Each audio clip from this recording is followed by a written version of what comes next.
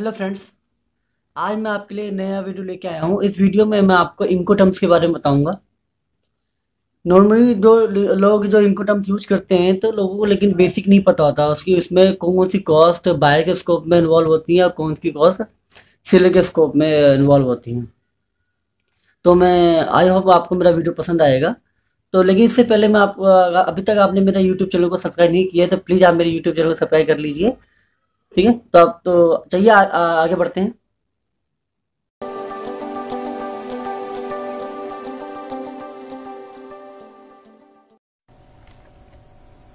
Incoterms, इनको हम में जो इन है वो इंटरनेशनल है और सीओ मतलब कमर्शियल, यानी international commercial terms are international recognized standard trade terms used in sales contracts. They are used to make sure buyer and seller know first is वो responsible for the cost of transporting the goods including taxes and duty, यानी जो भी goods को transport करने में expenses आ रहे हैं वो किसके कौन रिस्पॉन्सिबल होगा उसके लिए, बायर और seller. And second is where the goods should be picked from and transported to, यानी कहाँ से गुड्स पिक हो रहा है और कहाँ पर ट्रांसपोर्ट हो रहा है। Who is responsible for the goods at each step during the transport, यानी ट्रांसपोर्टेशन के ड्यूरिंग में कोई कौन कौन से एक्सपेंसेस स्टेप बाय स्टेप किसके रिस्पॉन्सिबिलिटी में होंगे, बायर और सेलर। फर्स्ट इज हम आते हैं x works. X for Incoterms. The seller makes the goods available to be collected at their premises, and the buyer is responsible for all other transportation costs, taxes, and duties from that point onward. This term is commonly used when the quoting a price. Means ये इसमें क्या है, इस condition में क्या जितने भी expenses होंगे वो सारे बायर के स्कोप में होंगे, प्रीमिसेस से गुड्स पिक करने से लेकर फाइनल अप टू डेस्टिनेशन तक पहुँचाने तक में जो भी एक्सपेंसेस होंगे। एग्जाम्पल आप देख सकते हो, जैसे कि आप मान लो goods are being picked by the buyer from the sellers premise in UK, तो the term is used in the contract ex works UK. Next is FCA, free carrier. The seller gives the goods cleared for export to the buyer's carrier at a specified place. The buyer is then responsible for getting the transported to the specified place of final delivery. This term is commonly used for the container traveling by more than one mode of transport. ने वो एक final जो भी specific place होगा वहाँ तक वो seller के जो भी होगा वो गुड्स को पहुँचा देगा। उसके बाद की जो रिस्पॉन्सिबिलिटी वो बायर के स्कोप में होगी। Next is FAS, free alongside ship. The seller puts the goods alongside ship at the specified port they are going to be shipped from, यानी जहाँ से मटेरियल शिप होना है वहाँ तक वो माल पहुँचाएगा रखेगा। And the seller must get the goods ready for export, but the buyer is responsible for the cost risk involved in loading them. Load तो करेगा, लोड करने की तो जितने भी कॉस्ट होंगे वो सब बायर स्कोप में होंगे। उसके बाद जितने भी फाइनल एप्लीकेशन में जो भी एक्सपेंस आएंगे वो भी बायर ही बेयर करेगा। This term is commonly use for the heavy lift and bulk cargo, generator, ports etcetera, but not for the goods transported in container by more than one mode of transport. इसके लिए हम FC का use करते हैं, जैसे कि picture में आप देख सकते हो। Next is FOB, free on board. The seller must get the goods ready for export and load them onto the specified ship. The buyer and the seller share the cost and risk when the goods are on board. Buyer seller दोनों ही share करते हैं, cost भी और risk भी जो भी होगा गुड्स जब बोर्ड में होता है। तो the term is used for the goods transport in the container by more than one mode of transport. और एफसीए भी हम यूजुअली यूज करते हैं, लेकिन जो शिप से आ रहा है तो एफओबी का यूज करते हैं, और बाय एयर आ रहा है तो उसमें हम एफसीए का यूज करते हैं। पिक्चर में जैसे देख सकते हो। Next is CFR, cost and freight. The seller must pay the cost of bringing the goods to the specified port, and specified जो भी पोर्ट है वहाँ तक लाने तक की जो कॉस्ट होगी वो सेलर पे करता है। उसके बाद जो भी इसका होते हैं इन्वॉल्व होते हैं वो सारे बायर के स्कोप में होते हैं। Up to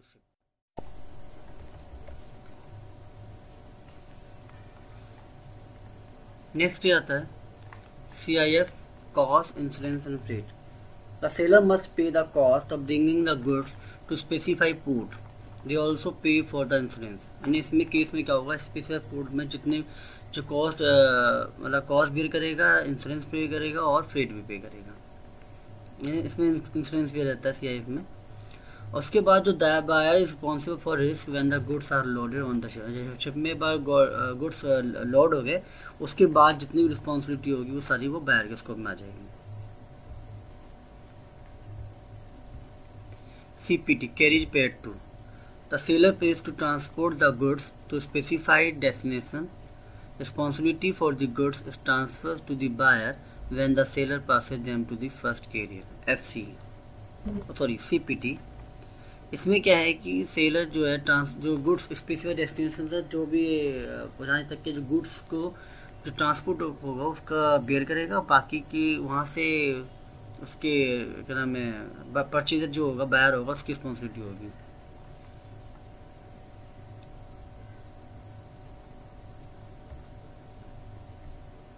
next is CIP, carriage and insurance paid. The seller pays for insurance as well as the transport to the specified destination। Specified destination तक जो ट्रांसपोर्ट भी पे करेगा और इंश्योरेंस भी पे करेगा seller. Responsibility for the goods transferred to the buyer when the seller passes them to the first carrier। So courier and insurance paid commonly used for the goods being transported by the container by more than one mode of transport। If transporting only by sea,